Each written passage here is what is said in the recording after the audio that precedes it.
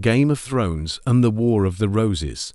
What connects them? Part 6. In addition to prototypes from the Wars of the Roses, George R.R. Martin used many other historical events and personalities in his books. Daenerys Targaryen and Roman princess Justa Grota Honoria, Daenerys' brother, in essence, gave her to the fierce Dothraki warlord Drogo, so that he would help him conquer Westeros. As a result, the Dothraki became part of Daenerys' army and swept through the Seven Kingdoms with fire and sword. One of the historical prototypes of Daenerys may be Justa Grota Honoria, the sister of the Western Roman Emperor Valentinian III. She held the title of Augusta and, like Daenerys, had a claim to the throne. Unwilling to be a pawn in dynastic intrigues, Justa asked the Hunnic ruler Attila for help. Presumably, she sent him her ring for identification, but the Hun leader took it as a marriage proposal. As a result, Attila caused the Romans a lot of trouble. Only his death saved the empire from severe hardship. Margaery Tyrell. The fate of the beautiful Margaery echoes the biographies of two queens, Mary Stuart and Anne Boleyn. In the case of Anne Boleyn, the connection is better traced in the book than in the movie. Even before the death of King Robert, Margaery's relatives had planned to make her the mistress of Baratheon, but as soon as the ruler died, Margaery was offered as a wife to his son Joffrey.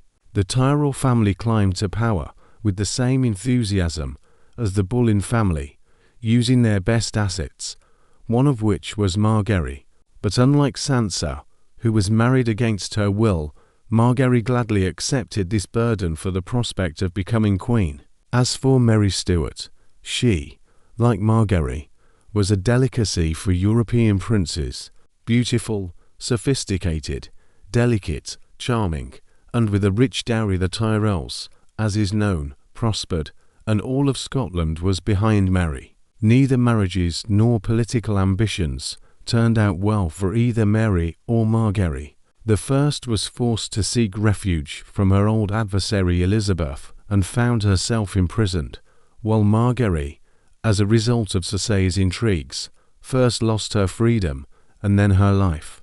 Jaime Lannister was a legendary fighter, an arrogant, handsome man, capable of both great villainy and heroism. He has much in common with Cesare Borgia, who was a very ambiguous figure. Like Jaime, Cesare was an outwardly attractive man and a successful military commander. Contemporaries also spoke of him as a brazen, bloodthirsty, and unprincipled person. Jaime Lannister incorporated into his image a part of the knight Gortfrid Eisenhand, who lost his hand on the battlefield and instead wore an expertly made iron prosthesis that allowed him to wield a sword with the same dexterity as before. The Brotherhood Without Banners and Robin Hood's gang, the Brotherhood of Sherwood Forest, about which medieval ballads are composed, formed the basis of the Brotherhood Without Banners. Robin Hood served Richard the Lionheart according to some versions, and Beric Dondarrion, and remains loyal to Robert Baratheon. The Brotherhood Without Banners does not side with the lions or the wolves, but protects the disenfranchised, sharing grain and other loot with the poor peasants. Isn't that Robin Hood? And in the band of the medieval hero, there was also a man of faith, Father Tuck in Game of Thrones, the Red Priest Thoros of Myr, who is able to resurrect, the singer Alan Adale, and the lover of colourful clothes, Will Scarlet in the novel, the singer Tarmo Sevens and Limit Yellow Cloak. The Dothraki from Essos are a collective image of many nomads. In one Khalasar, Scythians, Goths, Indians, Mongols, and Huns coexist. Their way of life is appropriate.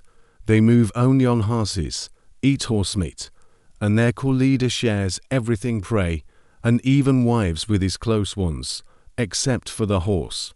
The Titan of Braavos and the Colossus of Rhodes.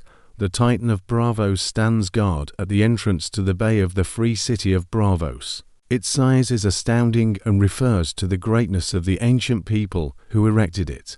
The Titan's eyes serve as a lighthouse for approaching ships, and a lookout in the head of the statue oversees its operation. In addition, There are openings in the giant's body through which archers can fire if necessary.